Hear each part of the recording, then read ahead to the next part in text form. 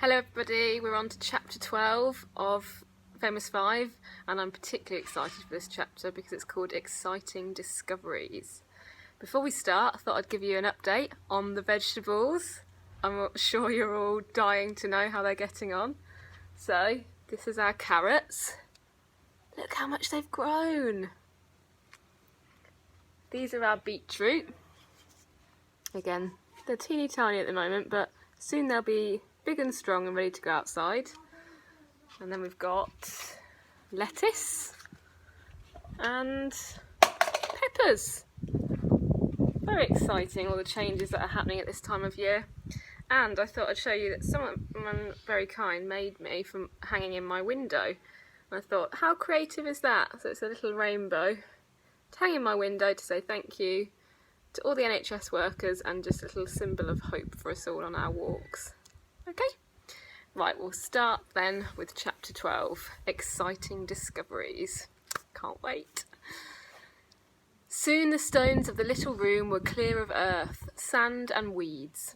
The children saw that they were all the same size, big and square, fitted well together.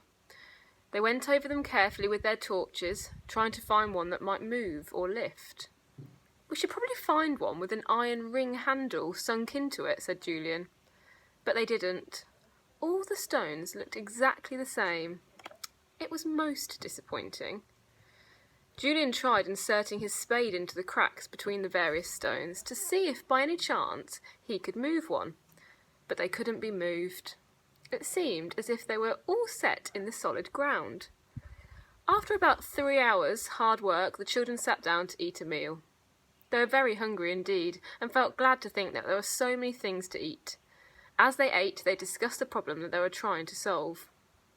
It looks as if the entrance to the dungeons was not under this room after all, said Julian. It's disappointing. But somehow, I don't think now that the steps down to the dungeon started from here. Let's measure the map to see if we can make out exactly where the steps do start. It may be, of course, that the measurements aren't correct and won't be any help to us at all, but we can try. So they measured as best they could to try and find out in exactly what place the dungeon steps seemed to begin. It was impossible to tell, for the plans of the 3 floors seemed to be done to different scales. Julian stared at the map, puzzled.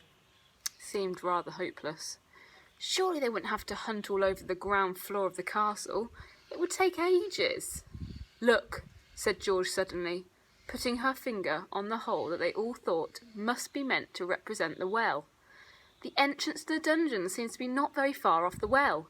If only we could find the well, we could hunt around a bit for the beginning of the dungeon steps. The well is shown on both maps. It seems to be somewhere about the middle of the castle. That's a good idea of yours, said Julian, pleased. Let's go out into the middle of the castle. We can more or less guess where the old well ought to be, because it definitely seems to be about the middle of the old yard out there. Out they all went into the sunshine. They felt very important and serious. It was marvellous to be looking for lost ingots of gold. They all felt perfectly certain that they really were somewhere beneath their feet. It didn't occur to any of the children that the treasure might not be there. They stood in the ruined courtyard that had once been the centre of the castle. They paced out the middle of the yard and then stood there, looking around in vain for anything that might perhaps have been the opening of an old well. It was all so overgrown. Sand had blown in from the shore and weeds and bushes of all kinds grew there. The stones that had once formed the floor of the big courtyard were now cracked and were no longer lying flat. Most of them were covered with sand or weeds. Look, there's a rabbit, cried Dick, as a big sandy rabbit lolloped slowly across the yard. It disappeared into a hole on the other side. Then another rabbit appeared, sat up, looked at the children, and vanished too. The children were thrilled. They'd never seen such tame rabbits before. A third rabbit appeared. It was a small one, with absurdly big ears, and the tiniest white bob of a tail. It didn't even look at the children. It bounded about in a playful way, and then, to the children's enormous delight, it sat up on its hind legs and began to wash its big ears, pulling down first one and then the other. But this was too much for Timothy. He'd watched the other two bound across the yard and disappear without so much as barking at them. But to see this youngster actually sitting there washing its ears under his very nose was really too much for any dog. He gave an excited yelp, rushed full tilt at the surprised rabbit. For a moment, the little thing didn't move. It had never been frightened or chased before, and it stared with big eyes at the rushing dog. Then it turned itself about and tore off at top speed, its white bobtail going up and down as it bounded away. It disappeared under a gorse bush near the children. Timothy went after it, vanishing under the big bush too. Then a shower of sand and earth was thrown up as Tim tried to go down the hole after the rabbit, scraped and scrabbled with his strong front paws as fast as he could. He yelped and whined in excitement, not seeming to hear George's voice calling to him. He meant to get that rabbit. He went almost as mad as he scraped at the hole, making it bigger and bigger. "Tim, do you hear me? Come out of there," shouted George. "You're not to chase the rabbits here. You know you mustn't. You're very naughty. Come out." But Tim didn't come out. He just went on and on, scraping away madly. George went to fetch him. Just as she got at the gorse bush, the scraping suddenly stopped. There came a scared yelp, and no more noise was heard. George peered under the prickly bush in astonishment. Tim had disappeared. He just simply wasn't there anymore. There was a big rabbit hole, made enormous by Tim, but there was no Tim. "I say, Julian, Tim's gone," said George in a scared voice. "He surely can't have gone down the rabbit's hole, can he? I mean, he's such a big dog." The children crowded around the big gorse bush. There came the sound of a muffled whine from somewhere below it. Julian looked astonished. "He is down the hole," he said. "How funny! I never heard of a dog really going down a rabbit hole before. However are we going to get him out?" "We'll have to dig up the gorse bush to begin with," said George in a determined voice. She would have dug up the whole of Kirin Castle to get Tim back, that was for certain. I can't have poor old Tim whining for help down there and not do what we can to help him. The bush was far too big and prickly to creep underneath. Julian was glad they had brought tools of all kinds. He went to fetch an axe. They'd brought a small one with them, and it would do to chop away the prickly branches and trunk of the gorse bush. The children slashed at it, and soon the poor bush began to look a sorry sight. It took a long time to destroy it, for it was prickly, sturdy, and stout. Every child's hands were scratched by the time the bush had been reduced to a mere stump. Then they could see the hole quite well. Julian shone his torch down it. He gave a shout of surprise. "I know what's happened. The old well is here. The rabbits had a hole at the side of it, and Tim scraped away to make it bigger." Sorry, I keep getting pop-ups. "And uncovered a bit of the well hole, and he's fallen down the well." Oh no, cried George in panic. "Oh, Tim, are you all right?" A distant whine came to their ears. Evidently, Tim was there somewhere. The children looked at one another. "Well, there's only one thing to do," said Julian. "We must get out spades and dig out the hole of the well. Then maybe we can let a rope down or something and get Tim." They set to work with their spades. It was not really difficult to uncover the hole, which had been blocked only by the spreading roots of the big gorse bush, some fallen masonry, earth, sand, and small stones. Apparently, a big slab had fallen from part of the tower across the well hole and partly closed it. The weather and the growing gorse bush had done the rest. It took all the children together to move the slab. Underneath was a very rotten wooden cover, which had plainly been used in the old days to protect the well. It had rotted so much that when Tim's weight had been pressed on it, it had given just there and made a hole for Tim to fall through. Julian removed the old wooden cover, and then the children could see down the well hole. It was very deep and very dark. They could not possibly see the bottom. Julian took a stone and dropped it down. They all listened for the splash.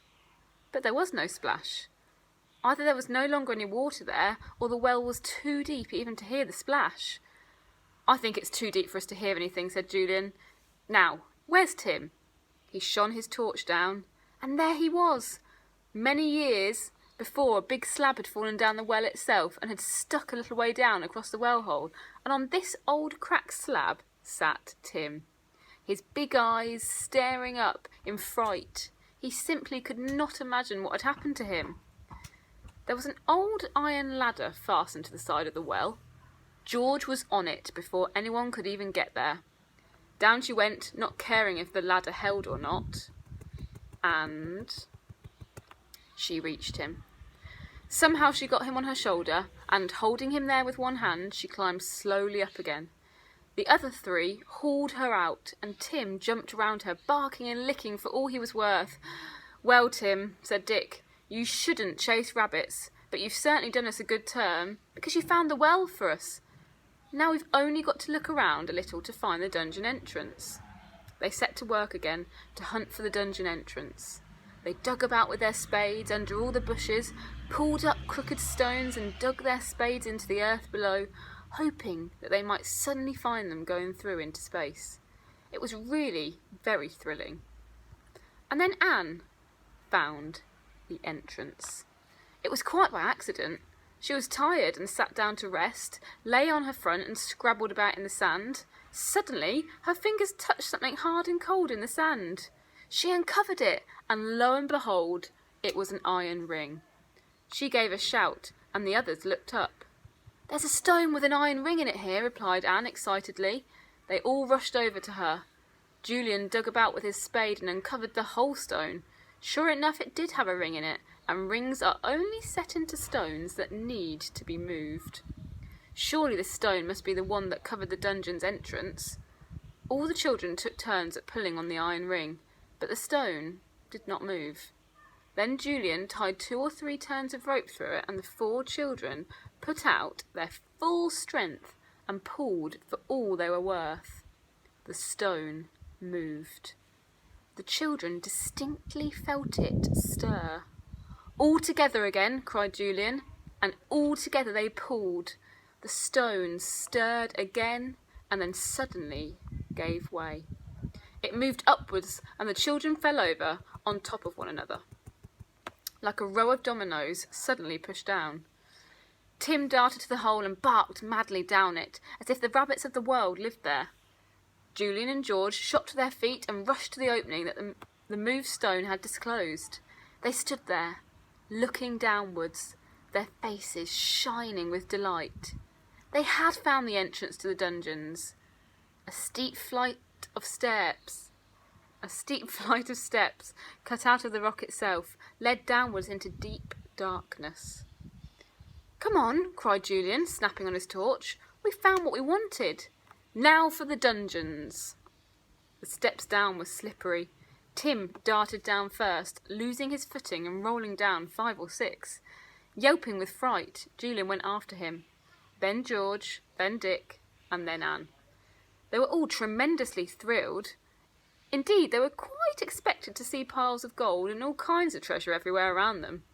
It was dark down the steep flight of steps, and smelt very musty. Anne choked a little. "I hope the air down here is all right," said Julian. "Sometimes it isn't good in these underground places. If anyone feels a bit funny, they'd better say so, and we'll go out into the open air again." But however funny they might feel, nobody would have said so. It was all far too exciting to worry about feeling strange. The steps went down a long way, then they came to an end.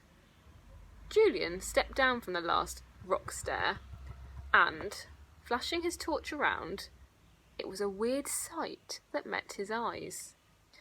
The dungeons of Kirin Castle were made out of the rock itself. Whether there were natural caves here, or whether they had been hollowed out by man, the children could not tell, but certainly they were very mysterious, dark and full of echoing sounds.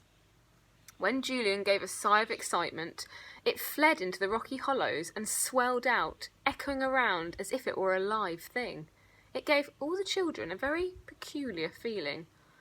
"Isn't it strange?" said George in a low voice. At once the echoes took up her words and multiplied them, making them louder. And all the dungeon caves gave back the girl's words over and over. Isn't it strange? Isn't it strange? Isn't it strange? Anne slipped her hand into Dick's. She felt scared. She didn't like the echoes at all. She knew they were only echoes, and they did sound exactly like the voices of the scores of people hidden in the caves.